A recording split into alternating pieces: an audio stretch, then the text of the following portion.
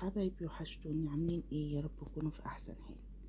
بيضايه وشويه دقيق وشويه لبن، وهنعمل احلى صينيه مكرونه، وهنعمل لها فراخ مشويه بطريقه سهله زي ما انا عودتكم في الحلقات بتاعتي.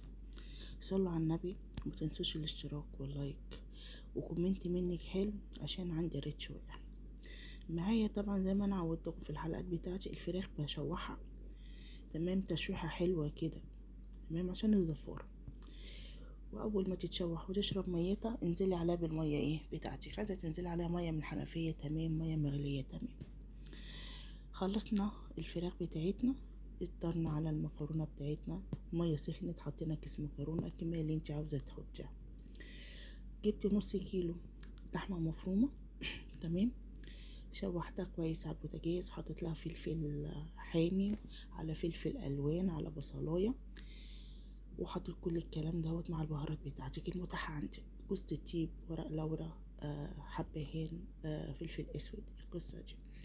كان عندي لفة قولوا معايا اللي هي السمبوسك، بلاقي شهرين تلاتة بصراحة، هي مش كاملة يعني، هي بتاعت ربعها كده.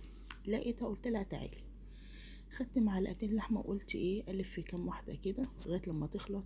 وكان عندي حتتين جبنة رومي نفس القصة. بصوا الحاجة بسم الله ما شاء الله عليها، بصوا فيها البركة، وصينية ما شاء الله عليها يعني. كلنا وشبعنا وادينا الباقي لصاحب نصيب.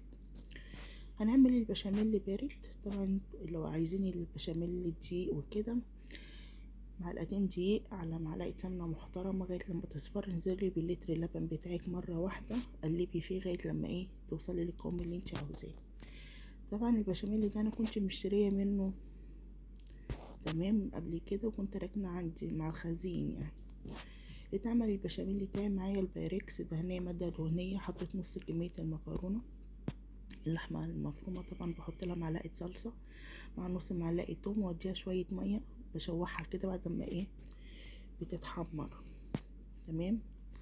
وبعدين كملت بقية المكرونة، وحطيت البشاميل بتاعي بسم الله ما شاء الله على الصينية وجمال، ولا الا الريحة يا جماعة والله، متدخلوش عليا بلايك بقى. المهم ظبطنا الصينية بتاعتنا، معايا بيضاية، معايا شوية فلفل اسود، حبة ملح صغيرين عشان الصفار تمام. وابدأي نغزل صينية المكرونة بتاعتك والبيض اهو بتاعي. ابدأي بقى ظبطي الصينية بتاعتك، وكوني مولعة الفرن بتاعك.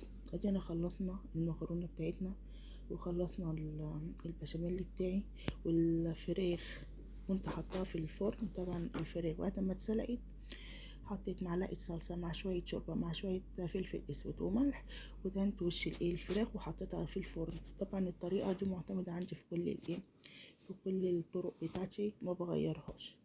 وادي السمبوسك، وعملت بتنجان مخلل كان حكايه، وادي الفراخ بتاعتي حكايه، والريحه بسم الله ما شاء الله عليها. تبخليش عليا بالمتابعه والاشتراك وكومنت حلو، تصلي على اللي هيشفع فيك اليوم الدين.